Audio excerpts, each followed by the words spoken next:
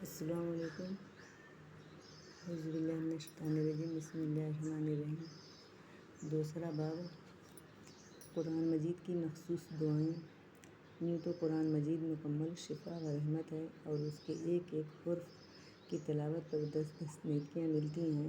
اس کے باوجود قرآن کی کچھ مخصوص سورتوں کی تلاوت کا ثواب خصوصی طور پر ملتا ہے۔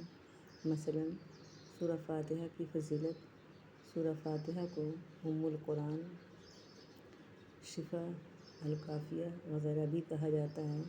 اس کے مثل قرآن اور دوسری آسمانی کتابوں میں بھی کوئی دوسری سورہ نازل نہیں ہوئی۔ اس کو رقیہ یعنی پڑھ کر دم کرنے والی سورہ بھی کہا جاتا ہے اور یہ ہر بیماری کے لیے شفا ہے۔ سورہ بقرہ کی فضیلت۔ سورہ بقرہ قرآن مجید کا نام یعنی کوہان ہے جو اس کی عظمت کی نشانی ہے۔ اس کی تلاوت بڑی بابرکت ہے۔ اس کا چھوڑنا حسرت و افسوس کا باعث ہے۔ اس پر کسی جادوگر کا بھی بس نہیں چلتا۔ جو شخص رات میں اس کی 2 آخری آیتوں کو پڑھ لے تو اس کے لیے کافی ہوں گے۔ مسلم۔ یہ دونوں آیتیں عرش الہی کے نیچے خزانے سے ملی ہیں۔ ترمذی۔ آیت الکرسی کی فضیلت۔ قرآن مجید کی یہ سب سے بڑی اور مشہور آیت ہے۔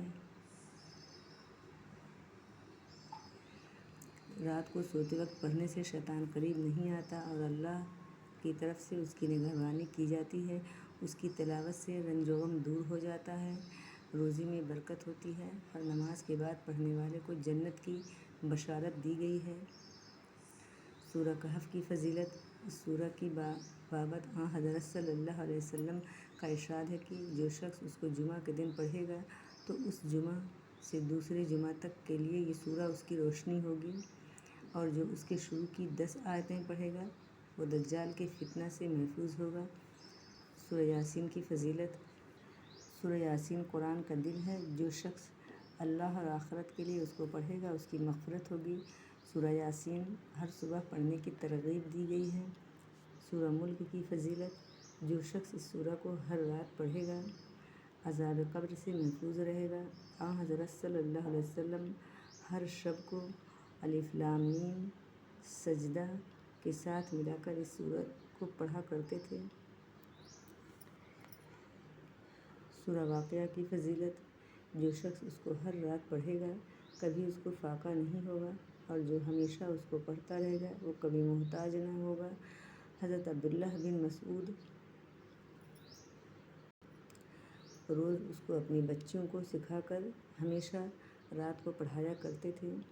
اس کے علاوہ سورہ نبأ، سورہ الزلزال، سورہ کافرون، سورہ اخلاص وغیرہ کے پڑھنے کی بھی بہت تاکید و ترغیب آئی ہے۔ السلام علیکم۔